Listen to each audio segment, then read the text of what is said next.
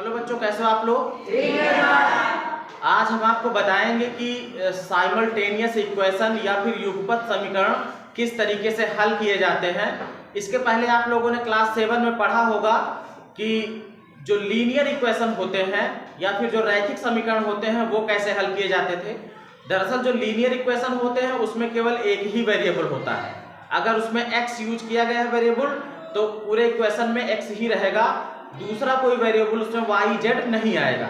लेकिन जो ये साइमल्टेनियस इक्वेशन है इसमें कम से कम दो वेरिएबल जरूर रहेंगे, चाहे x y हो सकता है, y z हो सकता है या a b हो सकता है। यूं कह सकते हैं कि जो साइमल्टेनियस इक्वेशन होता है वो एक से अधिक चरों वाला समीकरण होता है, उसमें एक से अधिक चर होंगे।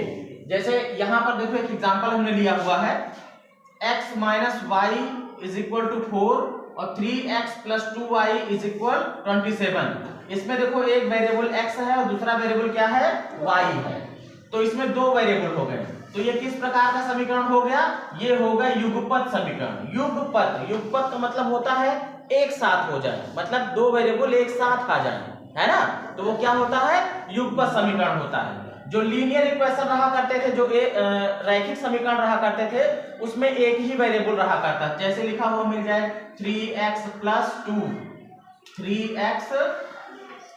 2 बराबर 0। अब इसमें एक ही वेरिएबल तो है x, तो ये लीनियर इक्वेशन था या फिर रैखिक समीकरण था। लेकिन अभी हम लोग जो जानेंगे वो कौन सा जानेंगे, वो युगपत समीकरण जानेंगे। इसको हल करने के वैसे तो 4-5 विधियां हैं, जैसे कि एक विधि है सब्स्टिट्यूशन मेथड या फिर प्रतिस्थापन विधि, दूसरी है एलिमिनेशन मेथड या फिर विलोपन विधि, और विधियां हैं जैसे कि ग्राफीय विधि एक होती है, उसमें ग्राफ बना करके हम लोग हल करते हैं।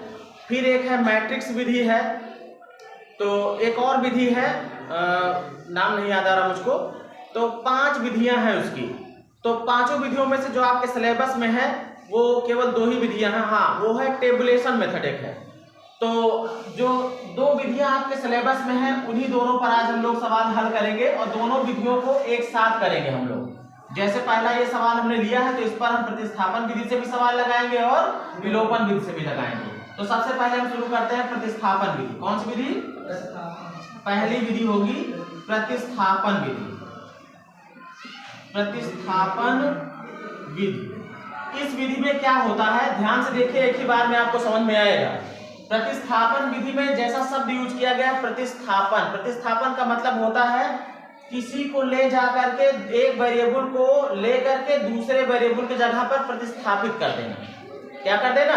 प्रतिस्थापित कर देना। जैसे यहाँ पर देखो 2 समीकरण है ना, जब 2 वेरिएबल हैं इसमें तो 2 समीकरण रहना ही चाहिए, नहीं तो समीकरण में जो भी चर होंगे उनका मान निकल नहीं पाएगा। 2 वेरिएबल तो 2 समीकरण, अगर 3 वेरिएबल रहेंगे तो 3 समीकरण दिए जाएंगे। तो ये पहला समीकरण हो गया और ये कैसा है, दूसरा समीकरण। हम पहले समीकरण को लेकर चलते हैं। हमारे सामने पहला समीकरण x माइनस वाई बराबर 4 है। प्रतिस्थापन विधि के लिए हम क्या करेंगे भाई, x का मान निकाल लेंगे, y को उधर भेज देंगे, तो x बराबर हो जाएगा, y इधर माइनस में उधर जाएगा तो प्लस में, तो y प्लस 4। x का मान हमने y के पदों में निकाल लिया है। अब हम क्या करेंगे, इसको ले जाके समीकरण 2 में जहां पर x होगा वहां पर हम रख देंगे, और x बराबर y प्लस 4 है, इसका मतलब जहां पर x है वहां पर हम y प्लस 4 रख देंगे। यही तो हो गई प्रतिस्थापन। कि क्या करेंगे भाई, x का मान कहां रख देंगे, समीकरण 2 में रखेंगे। 2 में रखने पर, जब 2 में रखेंगे तो कैसे होगा भाई, देखो यहां पर है 3 लगा दिया, x की जगह पर हम y प्लस 4 रख रहे हैं, हमको ब्रैकेट लगाना होगा y प्लस 4 क्योंकि एक से अधिक पद है। अब आगे क्या है, प्लस 2y बराबर कितना है, 27। यहां तक बात समझ में आई। पहले समीकरण से हमने x का मान निकाल लिया और उसको ले जाकर के x के मान को समीकरण 2 में रख दिया। अब देखोगे यहां से x गायब हो चुका है, सिर्फ y बचा है ना, तो अब इसको हल करेंगे। ब्रैकेट खुलेगा तो 3 से गुणा हो जाएगा, ये हो जाएगा 3y प्लस 3 4 जा 12, ये 3 चौक 12 हो गया, प्लस 2y बराबर कितना है 27 है। y और y देखो दोनों सजातीय पद हैं, दोनों प्लस में है, ये दोनों जुड़ जाएंगे। 3 और 2 कितना हो गया 5। 5y प्लस 12 और बराबर किधर कितना है 27 है। हमको y चाहिए, इसलिए हम बिना y वाले जो भी हैं उनको बराबर को उस तरफ भेजेंगे। तो 5y बराबर इधर 27 पहले से था, 12 को हम उधर ले जा रहे हैं, इधर ये प्लस में उधर जाएगा तो माइनस में, तो 12 आ गया इधर किसमें माइनस में। अब 5y बराबर है 27 माइनस 12, 27 में से 12 घट जाएगा भाई, कितना बचेगा, ये आ जाएगा 7 में से 2 गया 5, 2 में से 1 गया 1, तो 5y बराबर 15 के है। तो y बराबर क्या हो जाएगा, y के साथ ये गुणे में है ना 5, तो उधर जाएगा तो भाग में, तो 15/5, 5 तिया, तो y का मान कितना आ गया 3। देखो एक चर का मान आ चुका है। अब इस y बराबर 3 को हम चाहे 1 में रख दे चाहे 2 में रख दे, दोनों में से x का मान मिल जाएगा। तो हम क्या करेंगे, y के मान को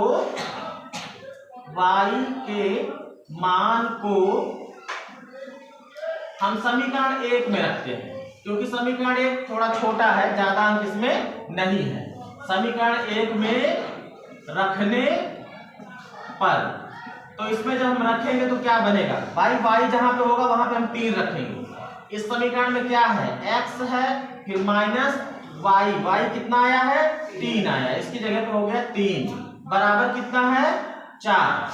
अब x बराबर क्या हो जाएगा, 3 इधर माइनस में है, बराबर उधर भेजोगे तो प्लस में हो जाएगा, तो 4 उधर पहले से था और प्लस ये आ गया 3, तो x बराबर कितना आ गया 4 + 3 7। देखो x का मान भी आ चुका है और y का मान भी यहाँ पर आ चुका था, दोनों मान मिल गए ना। ये थी प्रतिस्थापन विधि। अब देखो शुरू करते हैं विलोपन विधि। कौन सी विधि, हाँ विलोपन या फिर एलिमिनेशन मेथड।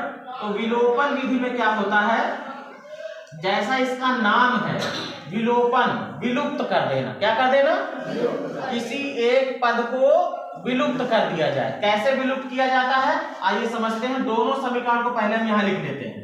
लिखा है x - y बराबर 4, पहला समीकरण है। दूसरा है 3x + 2y बराबर 27।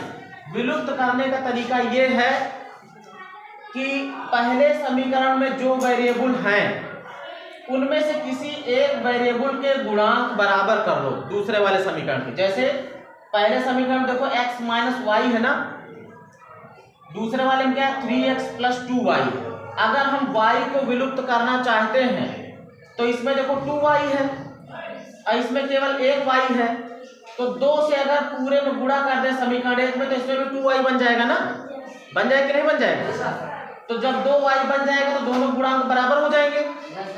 एक माइनस में एक प्लस में अगर दोनों को जोड़ेंगे तो ये y वाला हमारा खत्म हो जाएगा।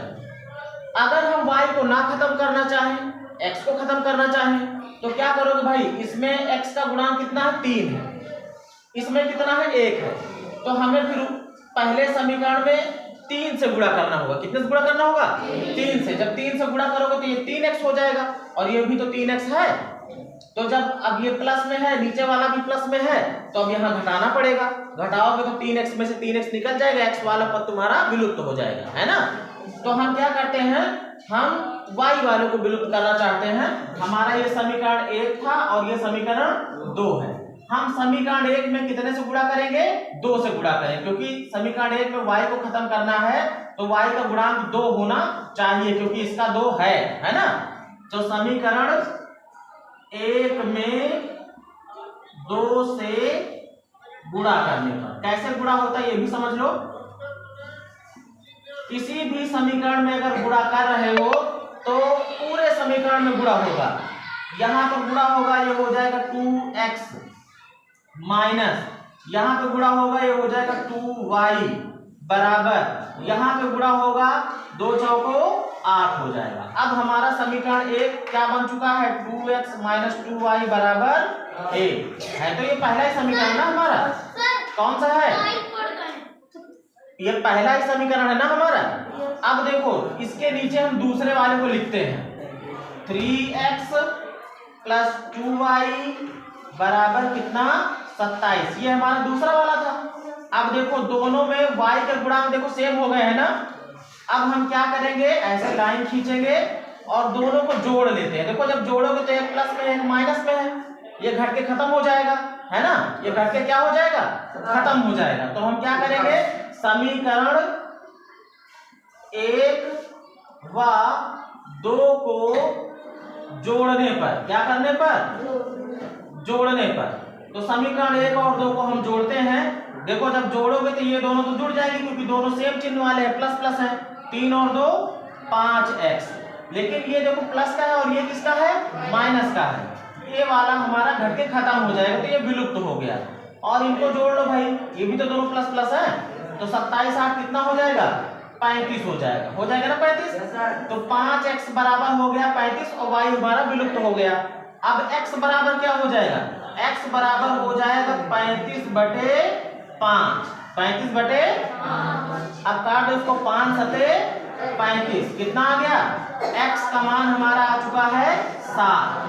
एक ही मान मिलने की देरी है, जैसे ही पहला मान मिल गया उसके बाद समझ लो 75% काम हो चुका है। अब x के मान को ले जाकर के समीकरण 1 में रख दो। x का मान समीकरण 1 में रखने पर x बराबर कितना आया भाई, 7 आया है ना, बराबर 7 समीकरण 1 में रखने पर रख देते हैं। देखो है क्या समीकरण हमारा, ये था ना, x माइनस वाई बराबर 4। x इधर कितना रख देंगे, 7 रख देंगे। तो 7 माइनस वाई बराबर 4। इधर y माइनस में है, इसको उधर भेज दो, 4 को उधर ले आओ। तो ये हो जाएगा 7, ये इधर आया माइनस का 4, y उधर गया प्लस का हो गया। 7 में से 4 निकल जाए, कितना बचेगा, 3। तो y हमारा कितना आ चुका, 3 आ चुका। देखो x और y दोनों मिल चुके हैं। तो ये थी दोनों विधियां साइमल्टेनियस इक्वेशन सॉल्व करने की। पहली थी सब्स्टिट्यूशन मेथड और दूसरी एलिमिनेशन मेथड। अब इसे आप नोट करो।